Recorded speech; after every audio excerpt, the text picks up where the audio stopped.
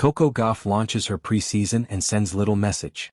Coco Gauff's vacation is over as the two-time Grand Slam champion took to Instagram to share that she has officially launched her preseason. On November 6, Gauff was beaten by Aryna Sabalenka in her group stage finale in Riyadh and exited the WTA finals after posting a 1-2 record in the round robin. After an early Riyadh exit and taking part in a total of 64 matches in 2025, the top-ranked American female tennis player returned home and took some time to rest. Now, just over a month before the official start of the new season, Gauff is back on the practice court. "We back. Gotta work off those Thanksgiving calories," the world number 3 captioned her Instagram story. Gauff's major emphasis is on improving her serve. The week before the US Open, Gauff replaced coach Matt Daly with biomechanics expert Gavin McMillan. After the American showed some signs of improvement on her serve already at the US Open, she noted that the off-season would be the time when she would try to get the most job done and fix her serve. "There are other parts of my game that I want to work on too, but the focus right now is the serve. When I serve well, I play pretty well. For me, that's the basis for my game. Already, the little bit we've done has made a drastic improvement to where I was 3 weeks ago. At this point, there's not a crazy amount like going through a whole technique change or resetting everything. It's just subtle things that, doing it for a week now will help me," the 21-year-old explained after the US Open. Gauff and McMillan have a full month to work on the reigning French Open champion's serve, and it will be interesting to see how it will all look when the new season starts. The sun had barely risen above the horizon when Coco Gauff stepped onto the practice court, the air still cool enough for her breath to fog in front of her. It was the kind of morning that didn't belong to fans or cameras or autograph hunters. It belonged strictly to athletes who understood that greatness wasn't earned under stadium lights, but in the quiet, hidden hours that no one else saw. Preseason had officially begun. And for Coco Gauff, Grand Slam champion, global icon, and still one of the youngest stars in the sport, it wasn't just any preseason. It was the start of a year she had been thinking about for months. A year she wanted to define on her own terms. A year she hoped would silence doubts, expand her game, and send a subtle but unmistakable message to the rest of the tennis world. Chapter 1. A different kind of beginning. Coco didn't announce her preseason on social media with fireworks or a countdown. Instead, she posted a quiet video, just 12 seconds long. No music. No fancy edits. Just Coco hitting a forehand so clean it sounded like cracking glass, then glancing briefly at the camera with a small smile. The caption read, "Let's begin."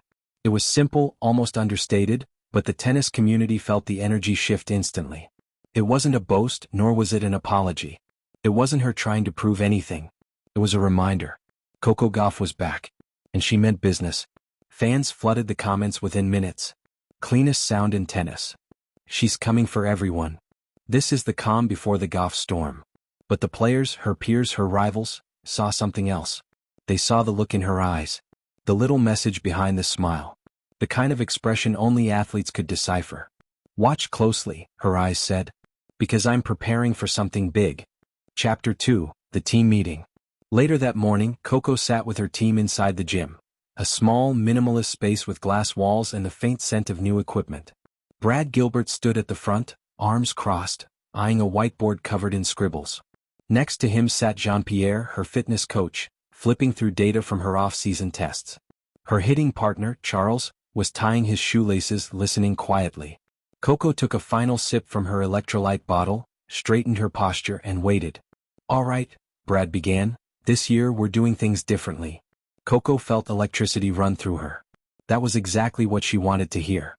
"We're strong," Brad continued. "We're fast. Your defense is still the best in the game. But this preseason we're not focusing on what you already are. We're focusing on what you could be." She nodded, absorbing every word. Jean-Pierre chimed in. "Your body is hitting peak performance windows. Speed, endurance, explosiveness, we can push all of it further." Then Charles added, "We're going to sharpen the first ball attack. No more easing into rallies. You're going to start dictating." Brad smirked. "We're sending a message this season." Coco leaned back in her chair, a slow smile forming. There it is, she thought. The theme of the year perfectly summed up. "What kind of message?" she asked playfully, knowing Brad would use the opportunity for maximum drama. "The kind that doesn't need words," Brad replied. "The kind opponents feel in their knees." Everyone laughed, but Coco's eyes gleamed. She could feel her preseason taking shape, like the early lines of a blueprint being etched into reality. Chapter 3 The grind begins. For the next 2 weeks, Coco lived the kind of schedule that only elite athletes could survive. 5:30 a.m., mobility work, stretching, core activation, breathing exercises. Quiet, methodical. The sun still hidden. 7 a.m., on-court drills, forehands until her arm hummed with fatigue. Backhands drilled with precision. Serves hit in sets of 50, then 50 more, then 50 more. Brad shouting reminders, stay tall. Trust your legs. Accelerate through it. 10 a.m., conditioning, hill sprints. Resistance bands. Footwork ladders. The kind of training that made her lungs feel like they were wrapped in fire. 1 p.m., video review, looking at her own movement frame by frame. Studying her rivals, Swiatek's angles, Sabalenka's first shots power, Rybakina's weight transfer, Osaka's return depth. Not comparison. Preparation. 3 p.m. Match simulation, 2 hours of full court points designed to push her into discomfort. 6 p.m. Recovery, ice baths. Massage therapy. Quiet reflection. And after all that, when she finally got home, instead of collapsing into bed, she often went to her journal. She wrote things like, I want to play fearless tennis. I want to be the one dictating. Power. Intention. Confidence. No more hesitation. No more giving up space. Make them feel my presence. That was her little message. One she whispered to herself before she slept, repeating it until it became instinct, until it became identity. Chapter 4. The conversation that sparked her. Midway through preseason, Coco received a message from a young fan who said, I hope you win every match next year. I get nervous for you. Coco smiled gently at the message, but something about it lingered in her mind during practice later that day.